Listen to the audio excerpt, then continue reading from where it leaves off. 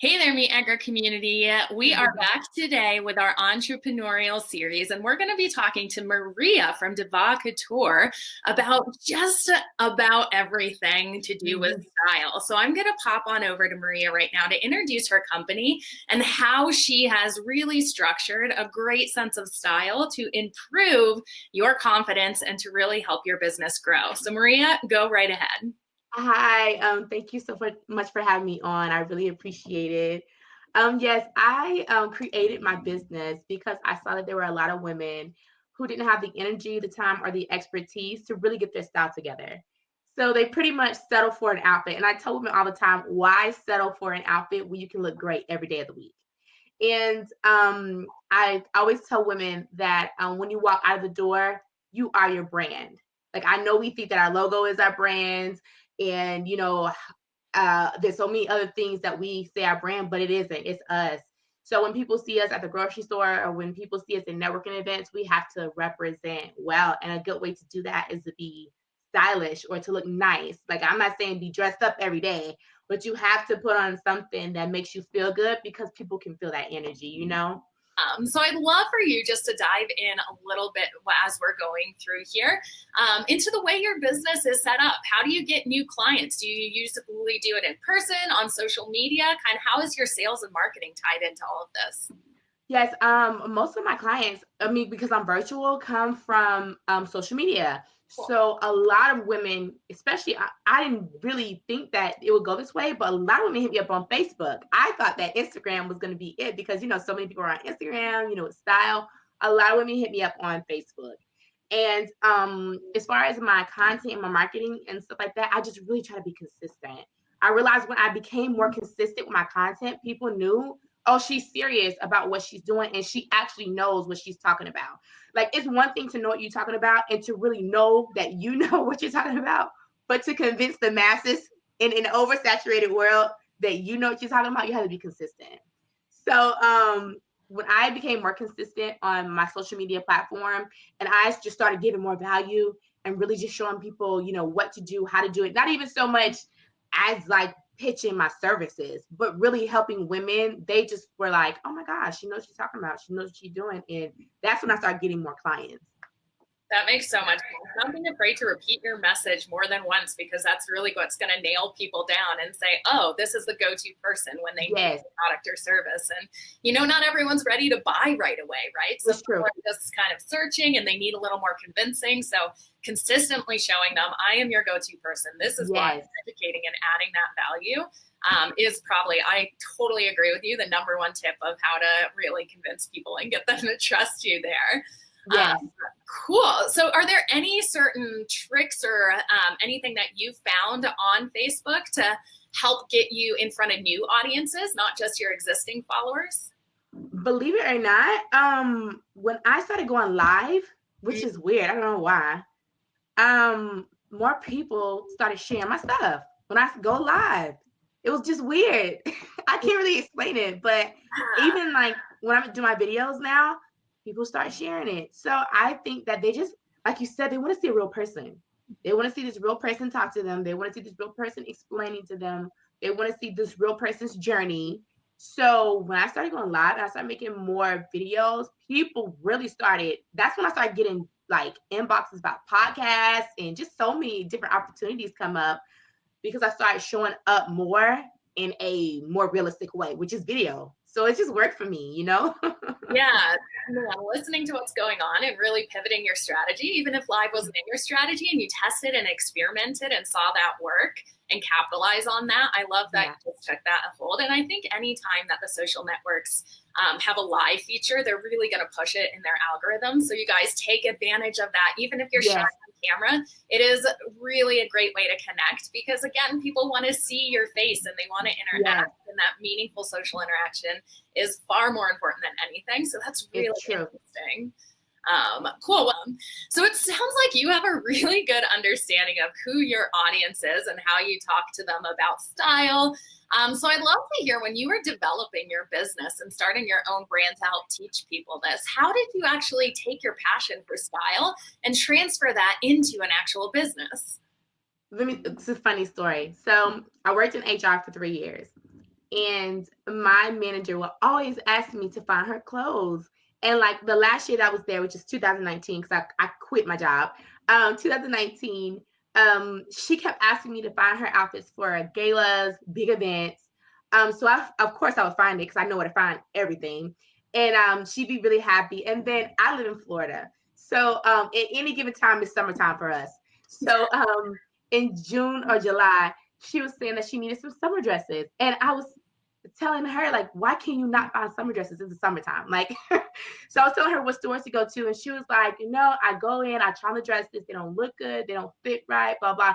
So it wasn't the fact that she couldn't find summer dresses. She didn't know how she wanted to look in the summer dresses, right? So I got that from what she was saying. So I made her a promise. I told her I'd go find her 5 summer dresses if she put on what I picked out for her, right? And I knew she didn't like to experiment, stuff like that. But I knew her style from working with her so long. She had been my boss for 3 years. So I was telling her, I want to try on these different prints, colors, and I really want you to try on a romper dress. I think it'll look really good on you, really good on your style, blah, blah. She was like, no, I tried on 3. They all make me look frumpy. And I made her a promise. I said, if you don't like them, I'll take them back to the store. Everybody knows I do not take anything back to the store. That's how 100% I am about when I pick out wardrobe for anybody or myself, right? So she was like, okay. Went to the store, picked out 2 romper dresses and 3 dresses, with different prints on it. Well, needless to say, she got the bag later that night because her husband and my husband had met up to go out that night. I didn't know he took the bag with them. I thought I was going to give it to her the next day. Well, I got a text at 10:30 that night in all caps that said, I love every dress, right? I knew she would. And she texted me and she said, you're hired. And when she said that, it did something to me. That day, I was like, she said, you're hired. I went to sleep, slept on it, woke up that morning. I was working with a business coach for my clothing line that I have coming out soon.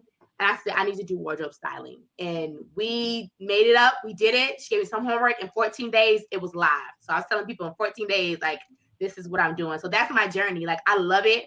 I've been doing it for years. I didn't know I could, like, monetize off of it. And when I see how women feel after they really get and settle in on their style and confidence, it just makes me feel so good. So that's how I started doing it. That is so interesting. And there's 2 really cool things that I'd love just to point out to you guys in the Edgar community that you should zone in on here. First and foremost, what do people ask you about? What do your friends and family and colleagues ask you about quite often that you find really easy to do? Obviously, Maria finds it really easy to find stylish clothes and just see that vision, where maybe it comes so easy to her where it doesn't to us, that it could be so easy to look at this and not see it as a business opportunity. So what is that in your life that you could actually start to monetize because you are an expert in, and that's what people think of you as the go-to person. I also love the way you presented this story. And I think it's so important in business in general to have a story, to be actually able to tell your origin story of where you started. And yours is so cool because it's relatable and it's this thing that makes you a real person, and sharing that out in your actual business, again, just makes it so much easier for people to resonate with it and to really connect with you as a person. And we all know people buy from people, not just business. So I love the way you have that go-to story, and it is really relatable and great. I absolutely agree with that, especially when it comes down to the amount of different businesses within our industries these days. There's something that can set us apart. And it goes along a lot with copywriting and your tone, but it also goes in the way that you present yourself on social media, because it's so important for us to show our face and to show our people who we are, because that's what builds trust more than anything. So can you give us a couple of tips on where we can start if we're just not sure how to find our style to show up on social media? I can. One is organize your closet. I tell women all the time, if you don't have an organized closet, you won't be able to go into your closet and pick out something nice to wear. Or you'll spend extra money because you'll be buying duplicates. Like, you'll go buy the black shirt or you go buy the white button up because you can't look in there and see you already have 4. You know what I'm saying? So organize your closet so you can know exactly what you have in your closet. That's number 1. Number 2 is go to a store that you really like, figure out your sizes. A lot of us run from the store. I don't know why. And then we get upset when we go buy something that doesn't fit. Go to the store, figure out what your sizes are. And after you figure out what your sizes are, look at pieces that you would never try. So if you like the top that, had the floral print on it and you're like, I don't really know if I like that, but I think I look good in it, put it on. Because you never know, you might put it on and you feel alive. Like I tell women, wear colors that make you feel alive. Like I'm not the color analysis girl. I'm not the stylist that says, if this matches your undertone, this is the color you should wear. I'm not that chick. I tell my girls, wear what makes you feel alive, because people will feel that energy. So 1, organize your closet so you know what's in there. 2, go to the store, figure out your sizes and try on things you would never try on, because you never know what makes you feel good. And 3 is, when you know your sizes, you know what makes you feel good, have those essential pieces. So if you know that you look good in a blouse, a sheer blouse, right? And it makes you feel really good, it makes you feel chic. Buy it in 3 different colors, right? So buy it in black, buy it in the light pink, buy it in white. So this makes me feel good. This fabric makes me feel really good. And I can go out and feel good in these pieces. So you just buy whatever it is you're gonna look good in, I love that so much. And I think that Mm-hmm. idea of organization can be applied to everything. And so often we Yes. think about it with style too. Well, this has been a blast. Is there any last little tip or any last little nugget of wisdom that you can share with our community today? Well, yes, I always leave women with this.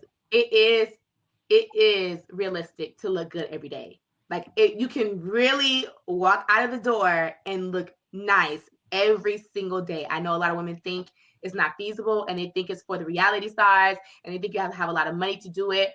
But as long as you have an organizing system and you strategize how you want to get dressed in the morning, and you have the right pieces in your closet, I'm telling you, you can look good every day of the week. Oh my gosh, I love this so much. You have inspired me to go organize my closet today. Thank you so much, Maria. This has been a blast. And you guys, I will put the link to her site in the comments of this video. So go check it out and let us know what actually resonated with you today, and what kind of tips you are going to take away for this for your marketing or your personal style. Thanks so much again, Maria. Thank you.